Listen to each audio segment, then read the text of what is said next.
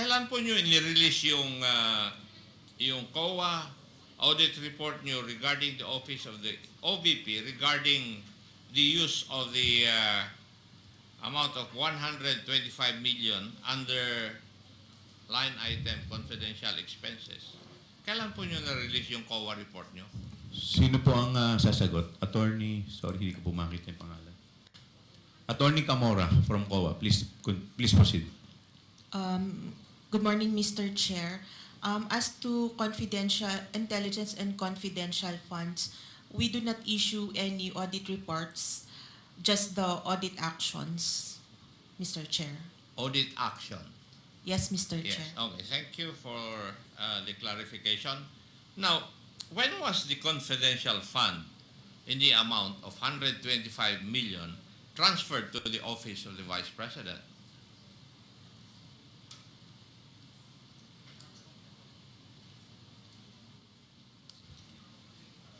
Sino po sasagot? It was in December. Attorney Camora? Mr. Chair, may I be clarified? The cash advance, Mr. Chair? Yes. When was the fund, the 125 million amount transferred to the office of the Vice President?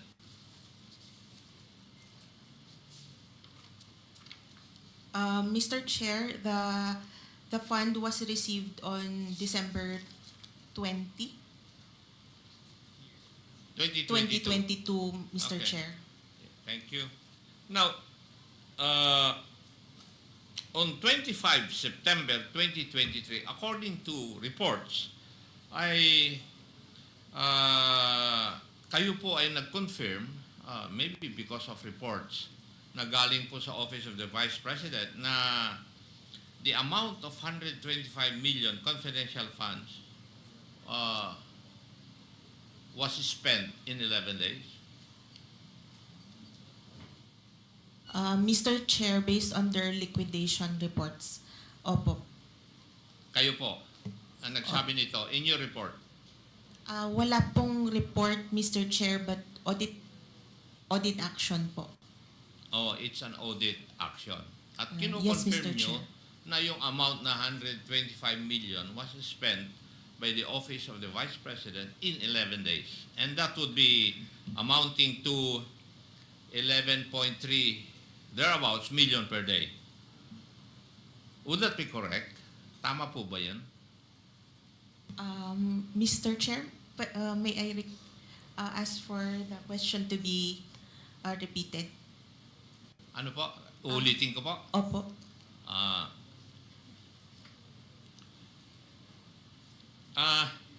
Kayo po nagko-confirm na in-spend in your liquidation in the liquidation report that was submitted to you, kayo po nag-confirm na in 11 days naubos po yung 125 million confidential funds.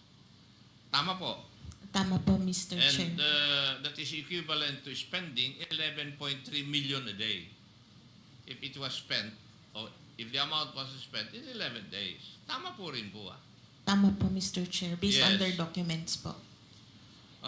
And yung 11 days na yon ay noong panahon na from 21 to 31 ng December 2022. Would that also be correct? O tama po ba yun? Based on their accomplishment report, tama po, Mr. Chair. And that is at the height of the holiday season, matatapos na po yung taon, di po ba?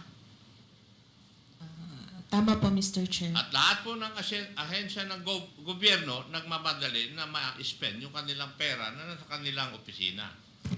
Di po ba? Kasi ang nangyayari po, hindi ba, kung minsan, December 31, pinapaspasan po ng mga opisina ng gobyerno ang pag-liquidate po ng mga pondo na nasa kanila. Hindi po ba tama yun?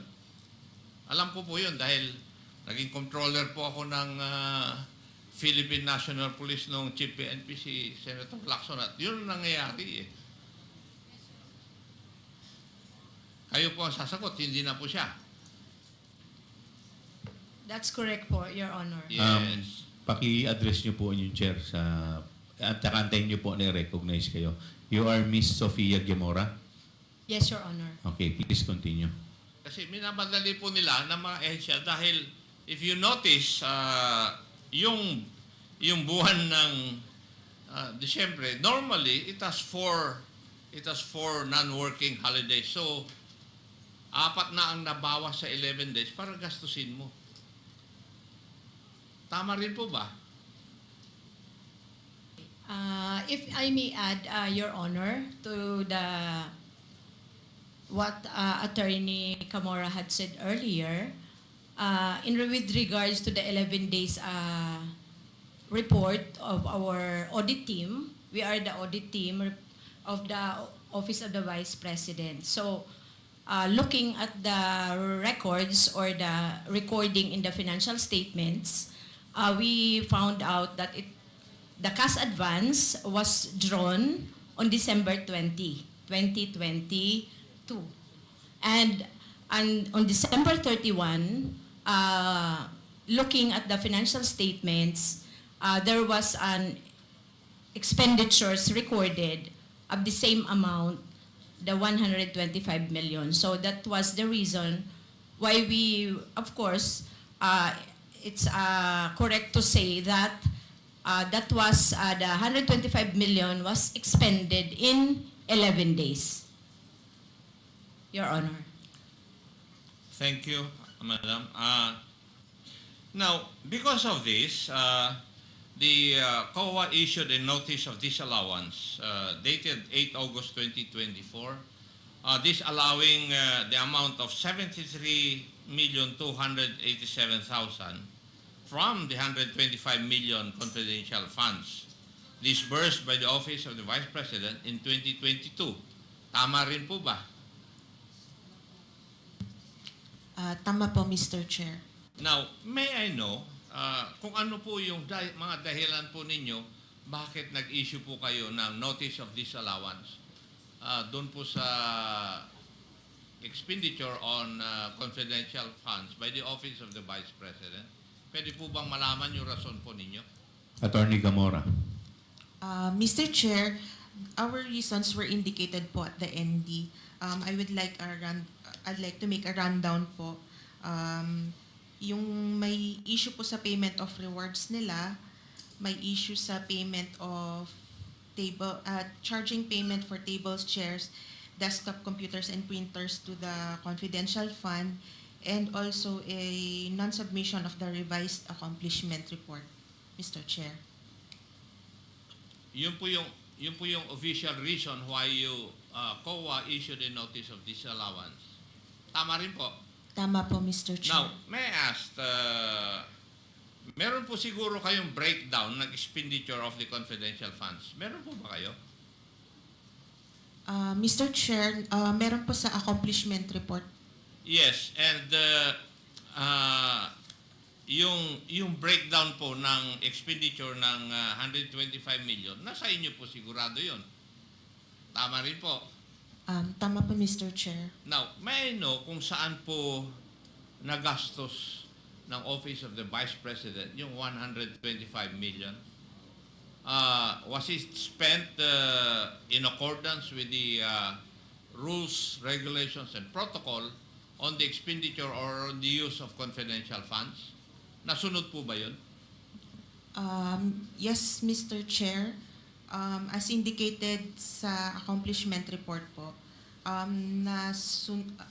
na-liquidate naman po nila based on confidential expenses as required by the joint circular po, Mr. Chair. If I may, alam naman po ninyo yung section 4.8 of Joint Circular number 2015-01 Yes, on Mr. the Chair. use of confidential funds. Opo, Mr. Chair. Now, categorically, yung po bang items na kung saan ginamit yung confidential funds ay naaayon po dito sa circular na ito? Opo, Mr. Chair. Kung naaayon sa circular na ito, bakit kayo nag-issue ng notice of disallowance? Mr. Chair, as to yung first finding Meron po kasing specific requirement ang joint circular na document na hindi po nila na-submit or nag-submit sila pero hindi po sufficient siya to answer the requirement of the joint circular, Mr. Chair. Na-mention kanina ni Chairman, the Honorable Joel Chua, na in the accomplishment report of the President, if I remember it right, meron pong ginamit na, yung surveillance in 132 places. Tama po ba, Mr. Chair? Yung Areas po yun. narinig ko na yun. 132 areas po. Yes. Yung 125 million, parang ginamit po yan in 132 areas. Yes, and accordingly, it was 100% compliance. Hindi po ba sa tingin ng COA, medyo kwan ito? Medyo imposible? Mr. Chair, parang based on other parang okay lang naman po siya. Kami po ay gumagamit din po ng intelligence fund. Nanggaling po ako sa service At alam ko na mahirap gawin ito. I will conduct surveillance in 132 areas in 11 days. Tapos kayo ngayon sa COA, sinasabi ninyo na posible pala ito. Samantalang kami on the ground na gumagawa nito noong ako'y nasa serbisyo, nahihirapan po kami. So, what is your basis na pwedeng sabihin na posible ito, Madam COA?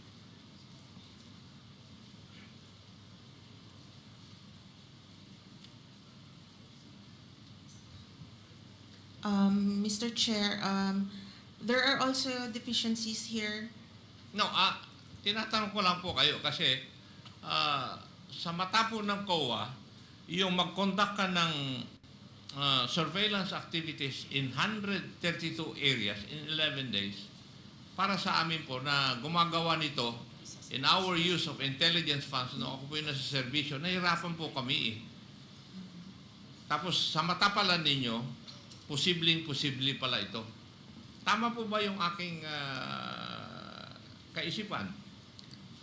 Mr. Chair, ang identified lang po ay number of areas, pero pwede din pong i-consider yung kung ilan po yung kung ilang tao po yung pinag-spendan ng funds, Mr. Chair. But the liquidation report does not say so. Yes, Mr. Chair. But, In-assume na lang ninyo yun Mr. Chair, meron po silang submitted na mga documentary evidence. Okay. Mr. Chair, those would be the questions that I would ask, I have asked from COA. Yun po yung aking nihanda. The others would pertain to Madam Gina F. Acosta. So, marami pong salamat, Mr. Chair, for the opportunity to interpolate. Thank you.